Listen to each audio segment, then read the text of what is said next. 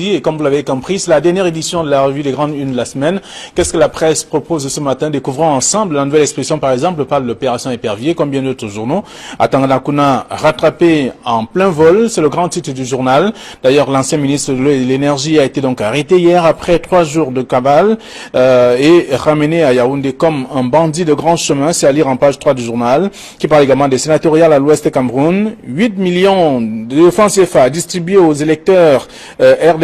L'annonce a été faite donc au cours d'un meeting régional de lancement de la campagne électorale du parti au pouvoir. C'était à l'ouest du Cameroun, c'est en page 2. Le journal s'intéresse également à la gestion foncière au Cameroun. Les populations défient les autorités à Kribi.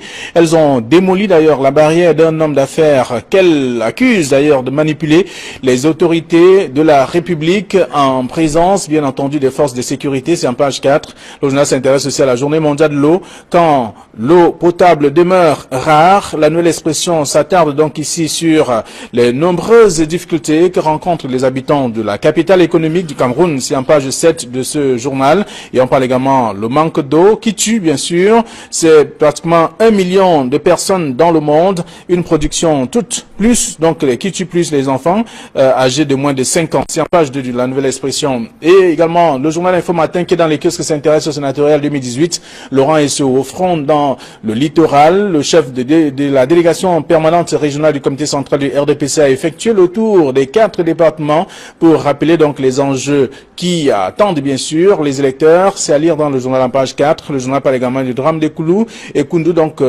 Soumet apaise bien entendu les tensions. Le secrétaire d'État auprès du ministère de l'Éducation de base est donc revenu hier sur les circonstances même de l'incident, le bilan et bien sûr les mesures prises. C'est en page 3 du journal L'Info Matin. Le journal Le Cameroun Matin qui parle également des sénatoriales 2018 présente François Xavier Tembiwa, garant donc d'une vraie décentralisation à l'ouest du Cameroun et même au Cameroun, et dans les directives, il dit ce qu'il entend faire en tant que sénateur dans le cas où il est donc élu pour améliorer bien entendu les conditions de vie des populations. C'est à lire dans le journal. Le journal parle également des recteurs qui se disent merci au chef de l'État pour le maintien du professeur Jacques Famendongo donc au poste des ministres de l'enseignement supérieur. Bien d'autres sujets sont également à découvrir, surtout les sénatoriales dans le littoral également dans le même journal, avec le RDPC qui est donc bien parti.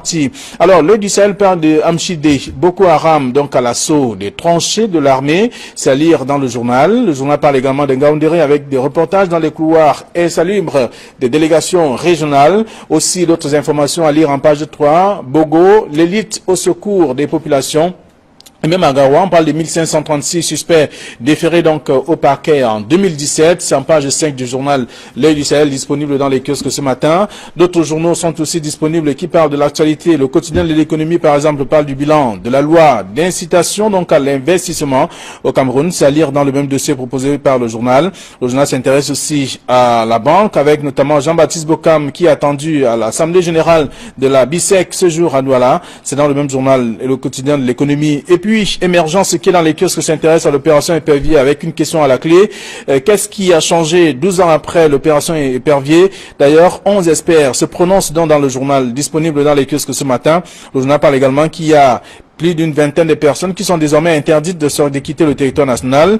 Ces personnes font partie donc d'une liste de 20 personnes déjà connues et dans le journal aussi disponible ce matin dans Émergence. D'autres informations sont à lire. Le Messager parle également de la même information, bien sûr, d'Atanganakuna qui a donc achevé sa course. En tout cas, il est revenu au Cameroun. L'ex-ministre de l'eau et de l'énergie a été donc appréhendé au Nigeria alors qu'on pensait qu'il était au Canada et à d'autres coins. Mais aujourd'hui, il est donc au Cameroun et le journal parle donc de ce dossier. À lire dans l'éditorial de l'information à lire dans le journal Le Messager de ce matin qui parle aussi de l'opération Épervier avec 21 personnes interdites de sortie du pays. C'est dans le même journal disponible ce matin avec les sénatoriales aussi qui sont à lire en page 2 et avec les conseillers municipaux qui attendent justement que le RDPC continue de motiver et la motivation là après il y a beaucoup d'argent qui circule d'ailleurs pour motiver ces derniers. C'est dans Le Messager. Mutation s'intéresse à l'opération Épervier à Tanganakuna ramené comme un colis au Cameroun. C'est dans le dossier de la page 4 à la page 5. Le même journal parle également de la briqueterie. Le lendemain, en tout cas, de ce qui s'est déroulé de ce côté-là.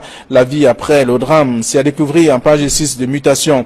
Et puis Cameroun Tribune parle des relations entre la Chine et le Cameroun. Amitié raffermie donc entre la Chine et le Cameroun justement, donc dans le cadre de la signature de plusieurs accords et également d'autres grands projets aussi à découvrir dans le dossier que propose Cameroun Tribune de ce matin. Le Popoli, le journal satirique, s'intéresse à Robin Kili. Ce jour, c'est son tour, c'est ce que dit le journal et c'est à lire dans le numéro de ce matin. Et on voit d'ailleurs la caricature de la voiture appelée sans payer vulgairement, en tout cas, les policiers, bien sûr, Robin Kili et bien d'autres personnalités et qui sont désormais sortis du gouvernement, mais qui sont donc appelés à les répondre devant le TCS, le tribunal criminel spécial. C'est dans le journal Le Popoli, le journal satirique de ce matin.